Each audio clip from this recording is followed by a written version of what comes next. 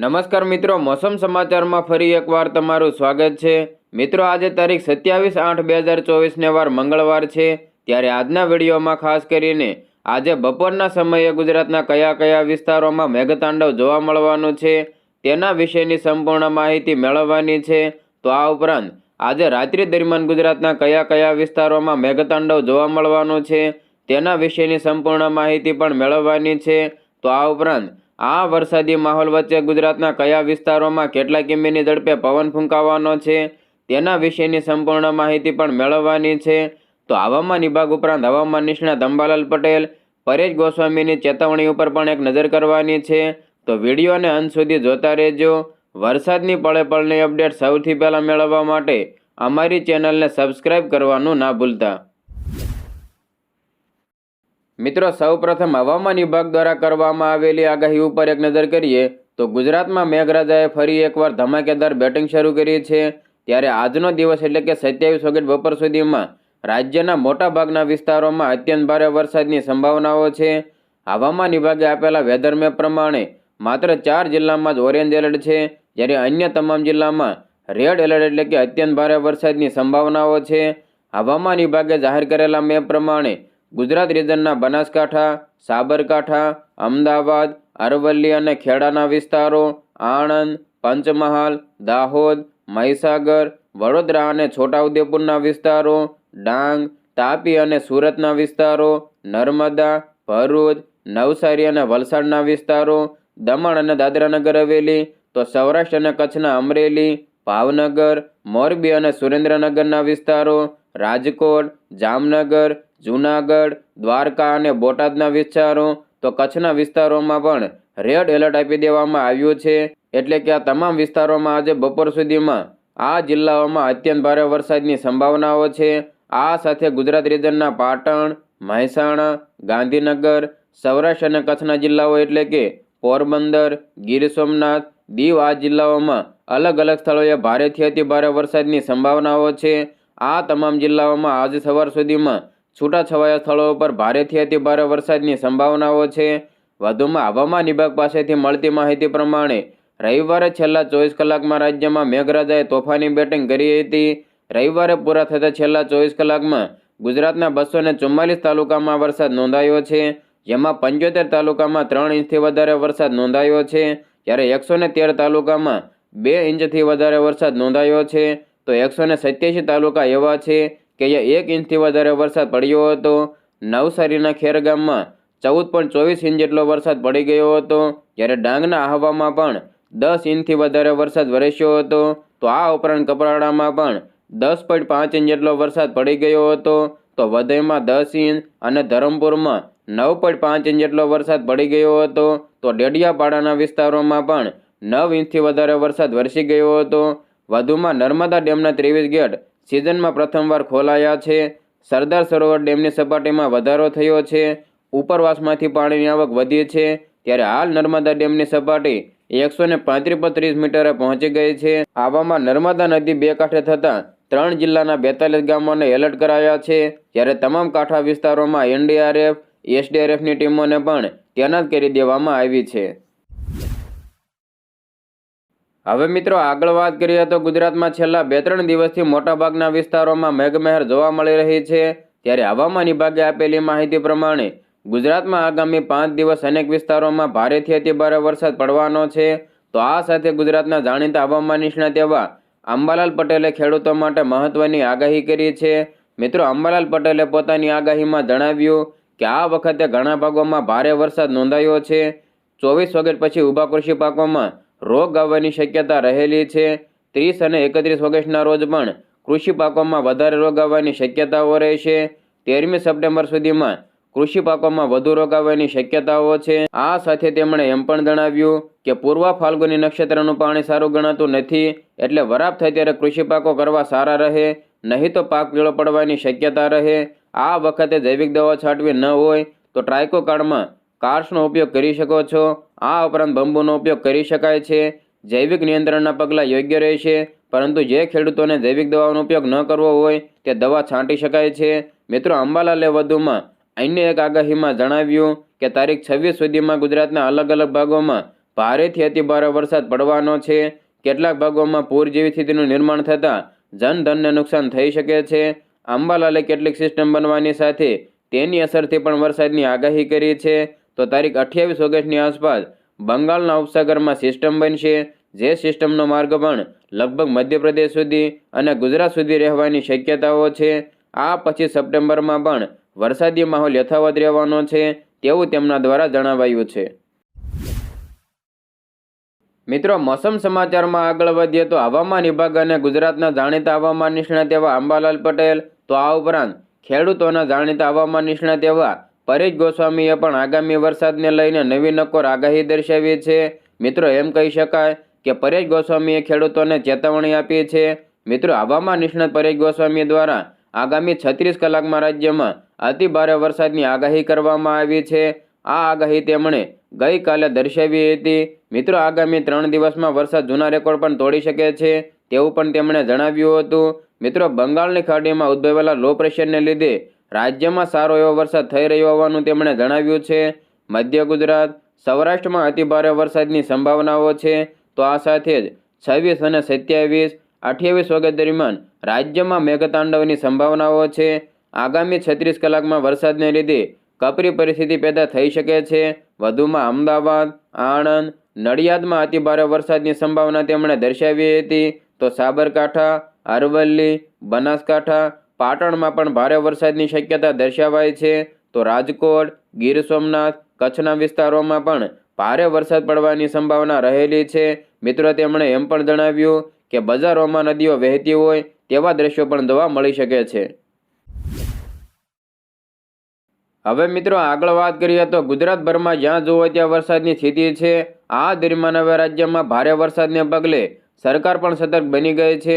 ભારે વરસાદની આગાહીને ધ્યાનમાં રાખીને એનડીઆરએફની ટીમને સ્ટેન્ડ બાય રાખવામાં આવી છે. પ્રાથમિક વિગતોના જણાવ્યા પ્રમાણે અમરેલી, ગીર સોમનાથ, બનાસકાંઠામાં પણ એનડીઆરએફની એક ટીમને ડિપ્લોય કરવામાં આવી છે.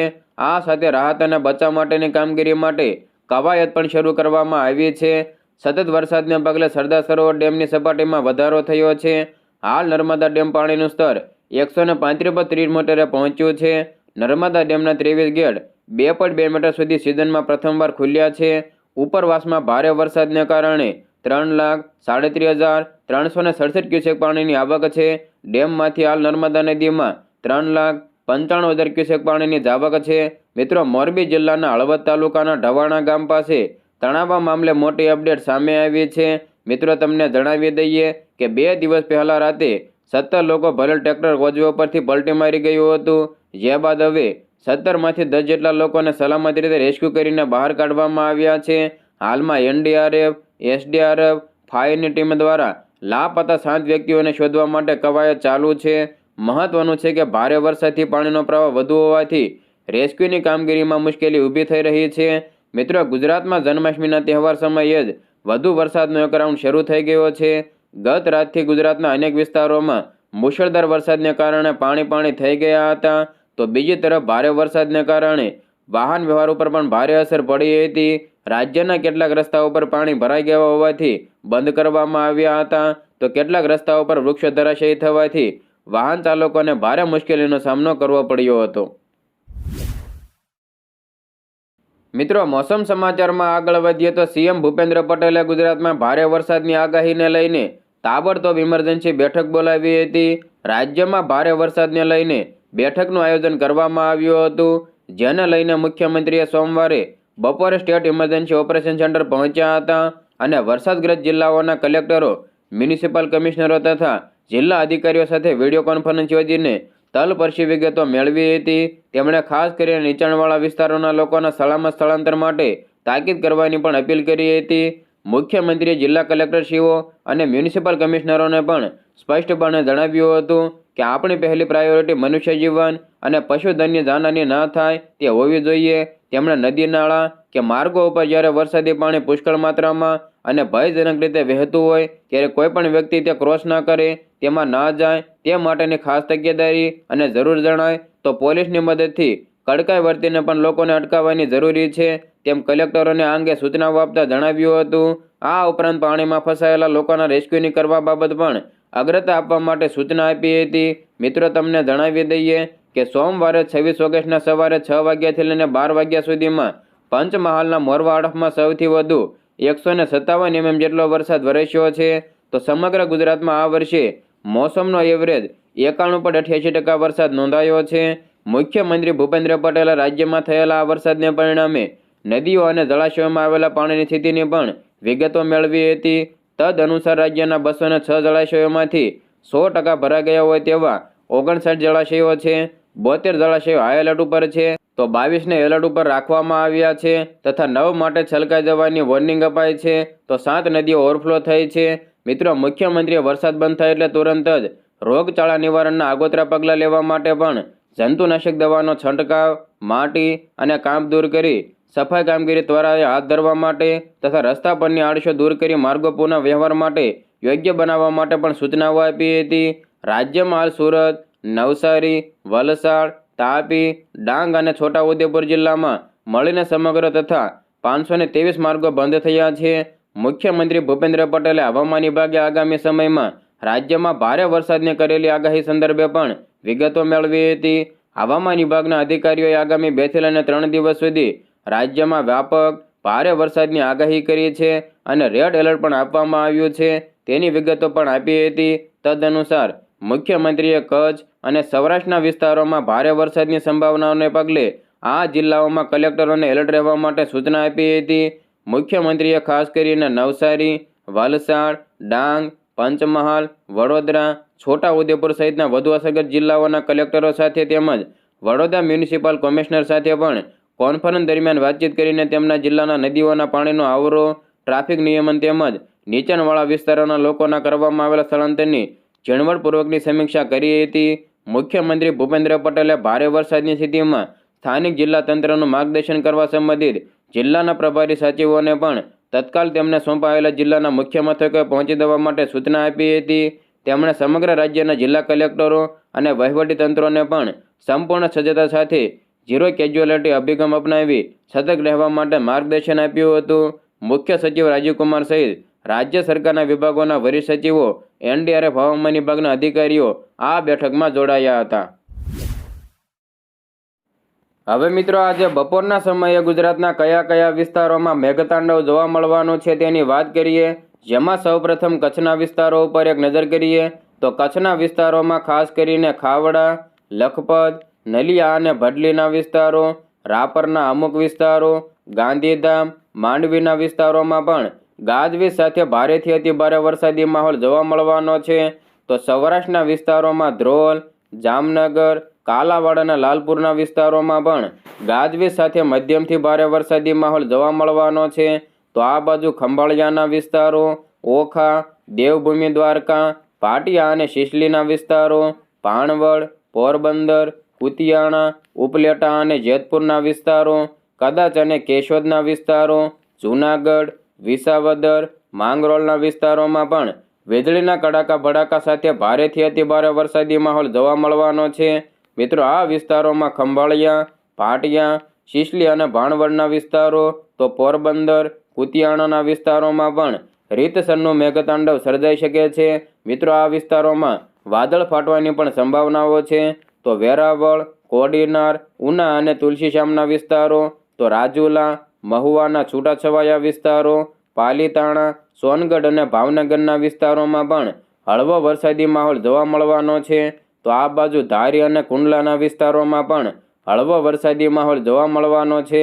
તો બગસરા, અમરેલીના વિસ્તારો, બાબરા, ગોંડલ, જસદણ, ગઢડા અને બોટાદના વિસ્તારો, બરવાળા, બાનગઢ, રાણપુર અને ધંધુકાના વિસ્તારોમાં પણ ગાજવીજ સાથે મધ્યમથી ભારે વરસાદી માહોલ જોવા મળવાનો છે।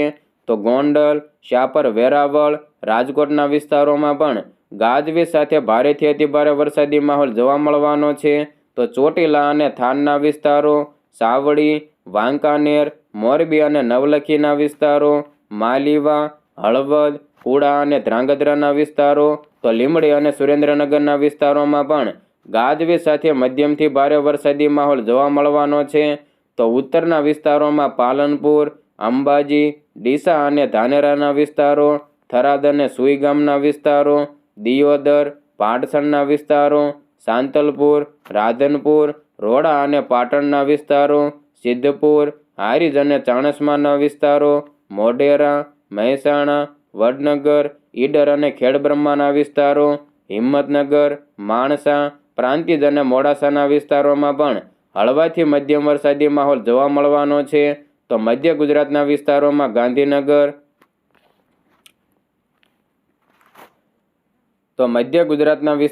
ગાંધીનગર, કડી અને દસાડાના વિસ્તારો, વિરમગામના વિસ્તારો, નળ સરોવર, ધોળકા, મહેમદાવાદના વિસ્તારો, આ બાજુ કપડવંજ, બાયડ, લુણાવાડાના વિસ્તારો, બાલાસિનોર, ડાકોર, ગોધરા અને પીપલોદના વિસ્તારો, દાહોદ અને ઝાલોદના વિસ્તારો, છોટાઉદેપુર, ક્વાંટ, બોડેલી અને ડભોઈના વિસ્તારો, ચાંપાનેર, વડોદરા, તારાપુર અને ખંભાતના વિસ્તારો, તો જંબુસર, કરજણ, શિનોરના વિસ્તારોમાં પણ હળવાથી મધ્યમ વરસાદી માહોલ જોવા મળવાનો છે. તો દક્ષિણના વિસ્તારોમાં ભરૂચ અને દહેજના વિસ્તારો, ડેડિયાપાડા, ઉમરપાડા, કોસંબા અને વાંકલના વિસ્તારો, સુરત, બારડોલી અને વ્યારાના વિસ્તારો, નવસારી, બીલીમોરા, વાપી અને વલસાડના વિસ્તારો, કપરાડા, બાવઠા અંબોસી, સાપુતારા, આહવા અને વાંસદાના વિસ્તારોમાં પણ હળવાથી મધ્યમ વરસાદી માહોલ જોવા મળવાનો છે. હવે મિત્રો, આજે મોડી રાત્રે ગુજરાતના કયા કયા વિસ્તારોમાં વરસાદી માહોલ જોવા મળવાનો છે તેની વાત કરીએ. જેમાં સૌપ્રથમ કચ્છના વિસ્તારો ઉપર એક નજર કરીએ તો કચ્છના વિસ્તારોમાં રાપર, ગાંધીધામ, ખાવડા અને લખપતના વિસ્તારો, ભડલી, નલિયા અને માંડવીના વિસ્તારોમાં પણ ગાજવીજ સાથે હળવાથી મધ્યમ વરસાદી માહોલ જોવા મળવાનો છે. તો સૌરાષ્ટ્રના વિસ્તારોમાં ધ્રોલ, જામનગર, કાલાવાડ, લાલપુર અને ખંભાળિયાના વિસ્તારો, ઓખા, દેવભૂમિ દ્વારકા, ભાટિયા, શિશલી અને ભાણવડના વિસ્તારો, પોરબંદર, કુતિયાણા, ઉપલેટા અને જેતપુરના વિસ્તારો, જૂનાગઢ, વિસાવદર, કદાચ અને કેશોદના વિસ્તારો, માંગરોળના વિસ્તારોમાં પણ વીજળીના કડાકા ભડાકા સાથે ભારે વરસાદી માહોલ જોવા મળવાનો છે. તો વેરાવળ, કોડીનાર, ઉના અને તુલસીશ્યામના વિસ્તારો, રાજુલા, મહુવાના છૂટાછવાયા વિસ્તારો, તળાજા અને ખડસલિયાના વિસ્તારોમાં પણ હળવાથી મધ્યમ વરસાદી માહોલ જોવા મળવાનો છે. તો પાલીતાણા, સોનગઢ, ભાવનગરના વિસ્તારોમાં ગાજવીજ સાથે ભારે વરસાદી માહોલ જોવા મળવાનો છે. તો ધારી અને કુંડલાના વિસ્તારો, બગસરા, અમરેલી, બાબરા અને ગોંડલના વિસ્તારો, જસદણ, ગઢડા અને બોટાદના વિસ્તારો, બરવાળા, બાનગઢ, રાણપુર અને ધંધુકાના વિસ્તારોમાં પણ ગાજવીજ સાથે મધ્યમથી ભારે વરસાદી માહોલ જોવા મળવાનો છે.